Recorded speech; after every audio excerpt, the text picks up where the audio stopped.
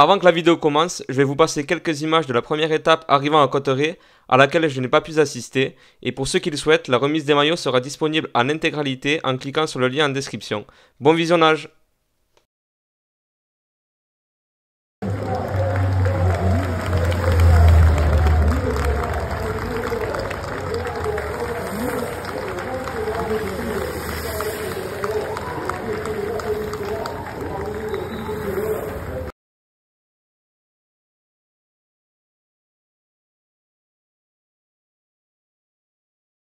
Bonjour à tous, aujourd'hui on se retrouve pour une nouvelle vidéo. On est le dimanche 10 septembre, il est 8h10 et on se retrouve donc aujourd'hui pour filmer sur le Tour du Lavedan. Donc j'ai pu être invité sur le Tour du Lavedan grâce à l'organisateur que j'ai contacté et donc je vais pouvoir vous filmer les deux étapes d'aujourd'hui, donc le contre-la-montre entre Pierrefitte-de-Nestalas et Argelès-Gazost et ensuite l'étape en ligne entre Argelès et Argelès. Et donc il faut savoir que le Tour du Lavedan c'est une course par étape de 2 jours où il y a 3 étapes. Et donc c'est aujourd'hui je vais filmer sur les 2 dernières étapes.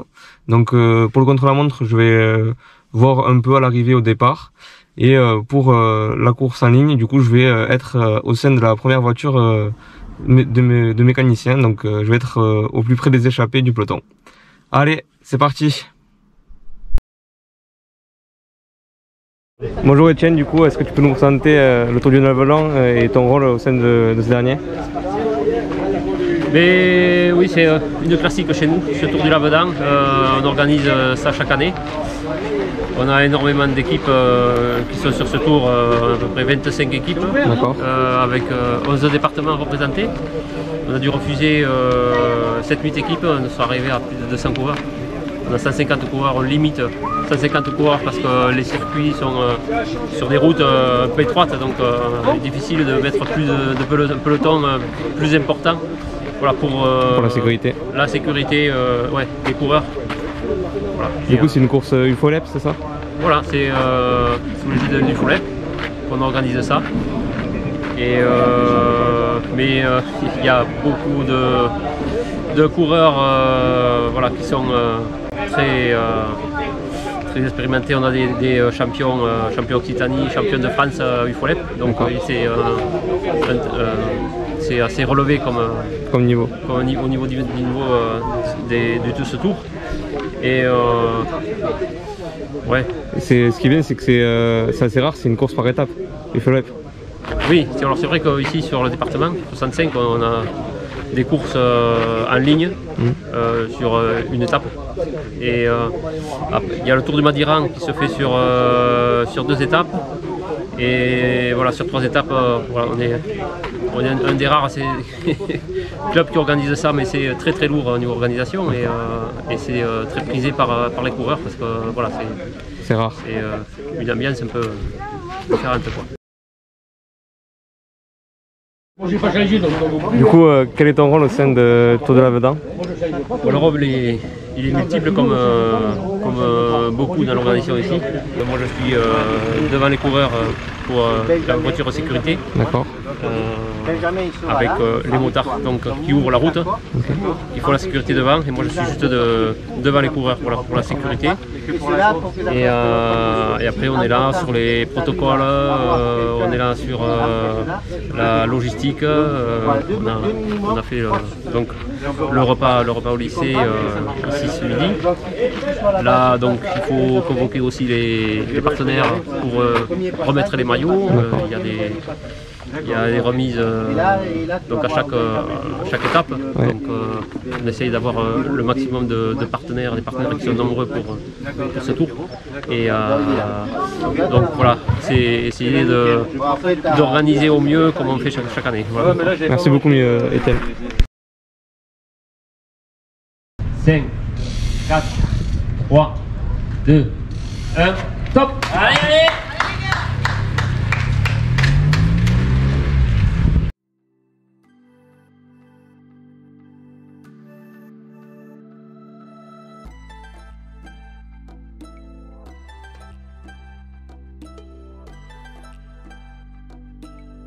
Comme vous pouvez le voir, donc pendant ce contre-la-montre, j'ai essayé de me mettre à différents endroits du parcours, que ce soit à l'arrivée, au départ ou à quelques mètres de la ligne de départ et d'arrivée, pour pouvoir avoir différents points de vue et vous montrer le panorama qu'il y avait derrière et également l'effort que produisaient les coureurs à chaque endroit. Donc ce contre-la-montre j'ai vraiment apprécié parce que ça permettait de voir tous les coureurs passer les uns après les autres. Donc j'ai pu constater qu'il y avait beaucoup de niveaux et que le contre-la-montre était très disputé. Donc en moyenne les coureurs ils mettaient entre 7 et 6 minutes. Les meilleurs arrivaient à passer en dessous de 6 minutes. Et le vainqueur a fini lui le contre-la-montre en 5 minutes 44. Donc ce qui est un temps assez rare apparemment. Donc ça se voyait, il était très très fort. Et malheureusement j'ai pas pu l'interviewer. Mais j'ai quand même pu profiter un maximum de ce contre-la-montre avant le départ de la course en ligne. Donc il faut également savoir que sur ce contre-la-montre, le maillot à pois et le maillot vert n'ont pas changé car il n'y avait aucun point distribué. Cependant, il y avait quand même des enjeux parce que le classement général pouvait changer, notamment le vainqueur a réussi à prendre le maillot jaune et ceux qui étaient bien placés ont essayé de faire le meilleur temps possible pour ne pas perdre trop de temps en vue d'essayer de récupérer ce maillot jaune à l'issue de la 3e étape.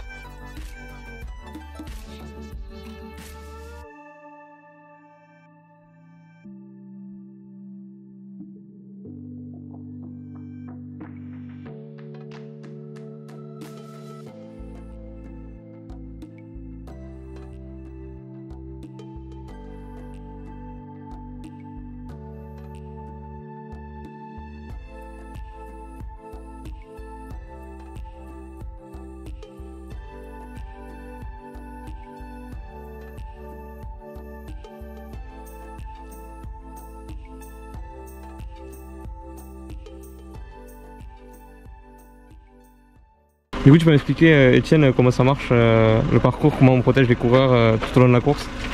Ouais, c'est bon, la grosse organisation ici.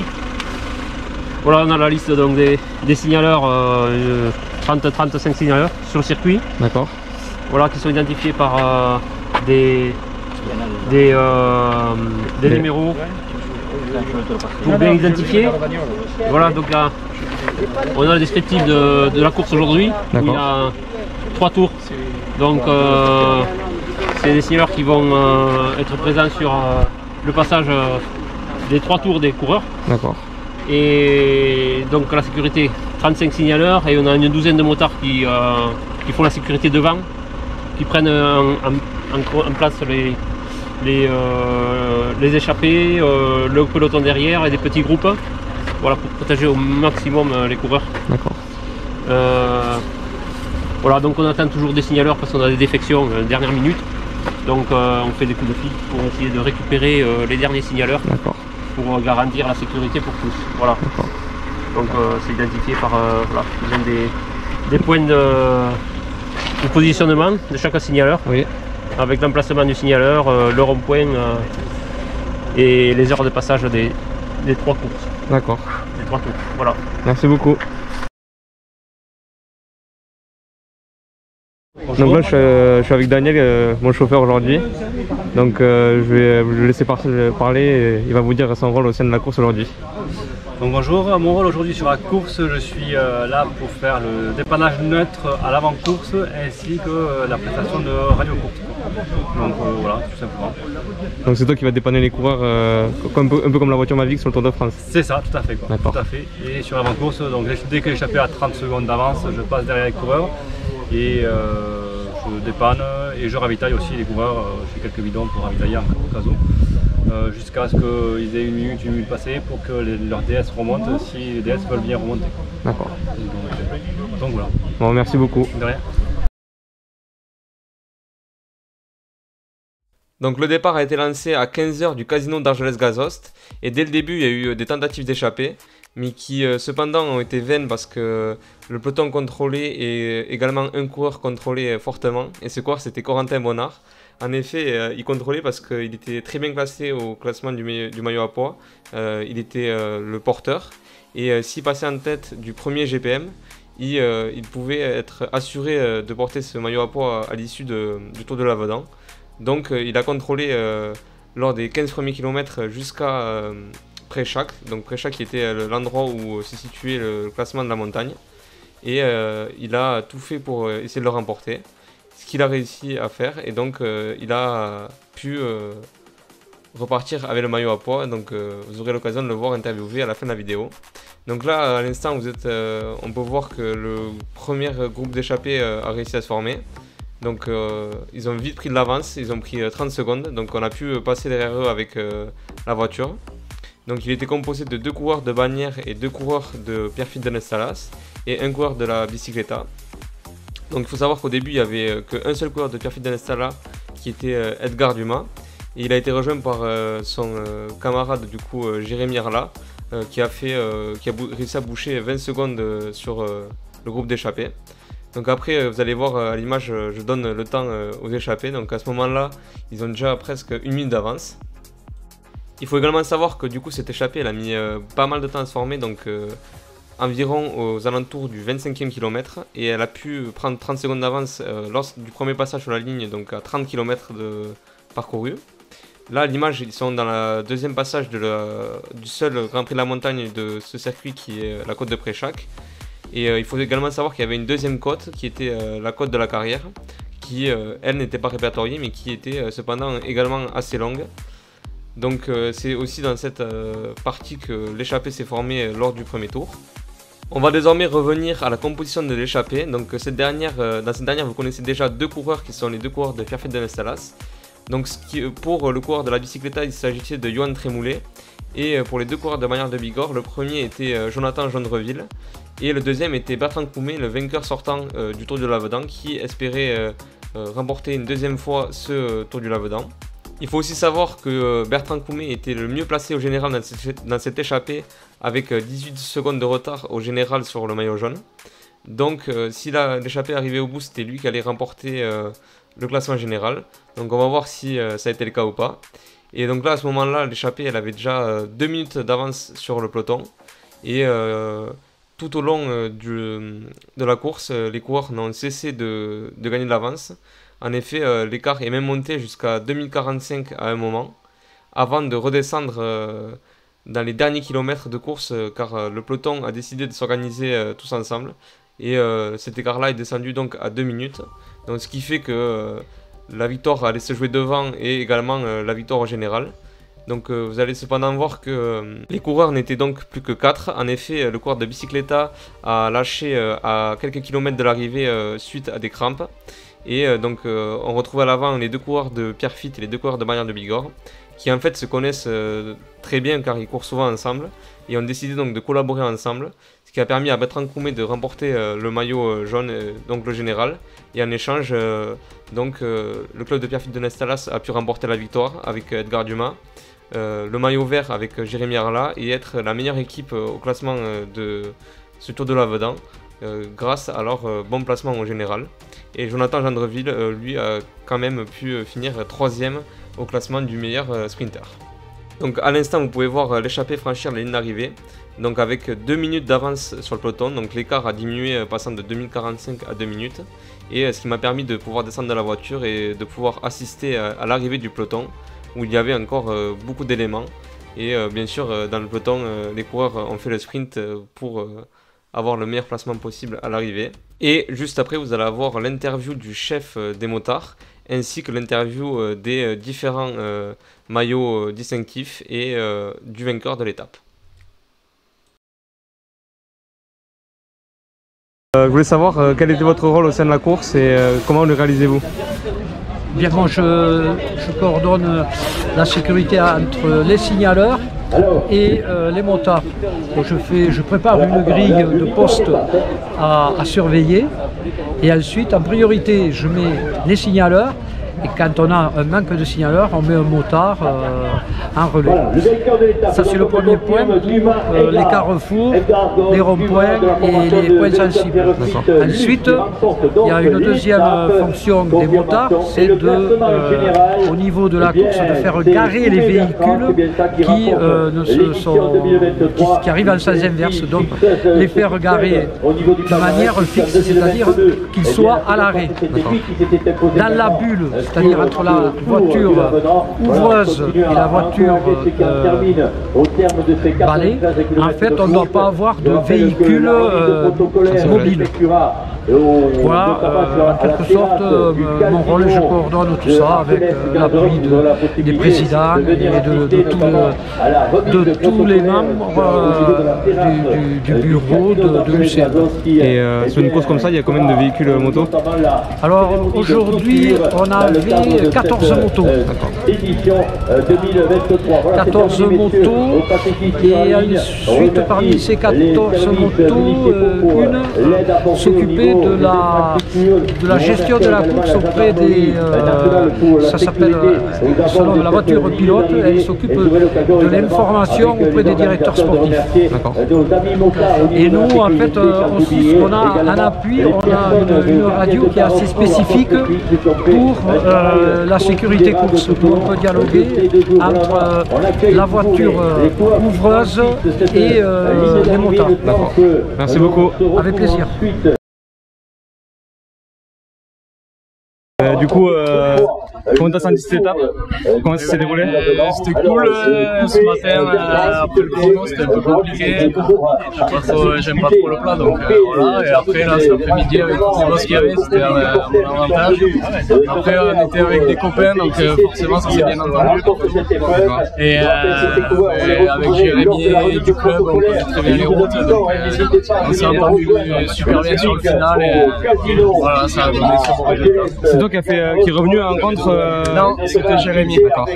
Ça a bien aidé, non? Ouais, bah, clairement, on se connaît tous en plus, donc on s'est forcément très bien entendu. Et voilà, c'était une petite vengeance d'hier parce que j'ai fini deuxième. Donc voilà, c'était la gagnante. Super, merci beaucoup.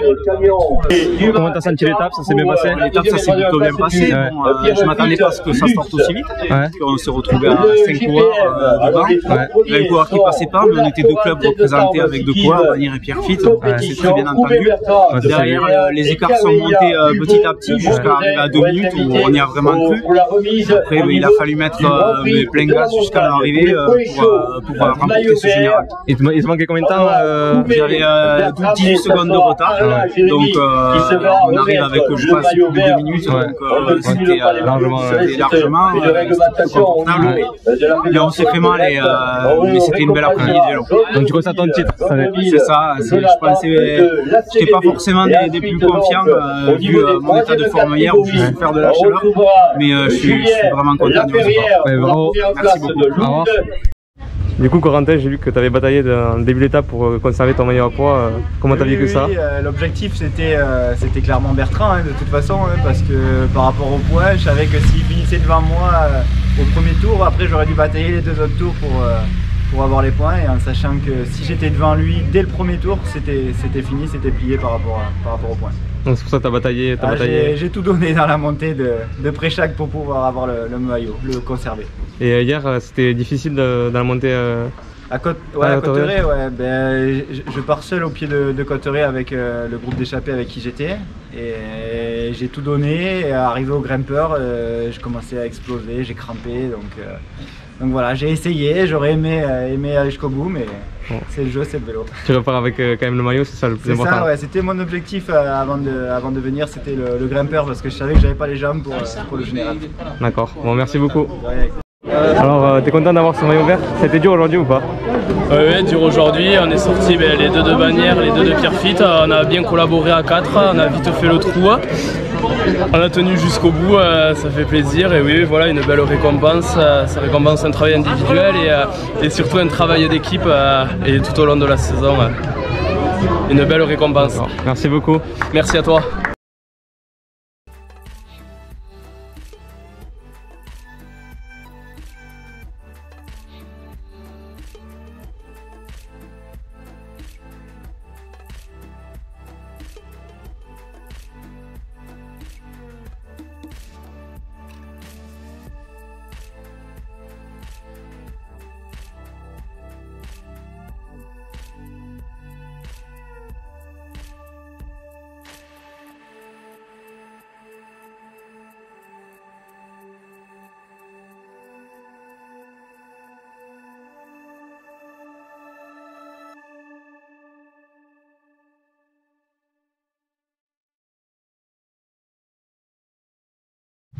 Donc voilà, la journée se termine pour moi, c'était vraiment une super journée.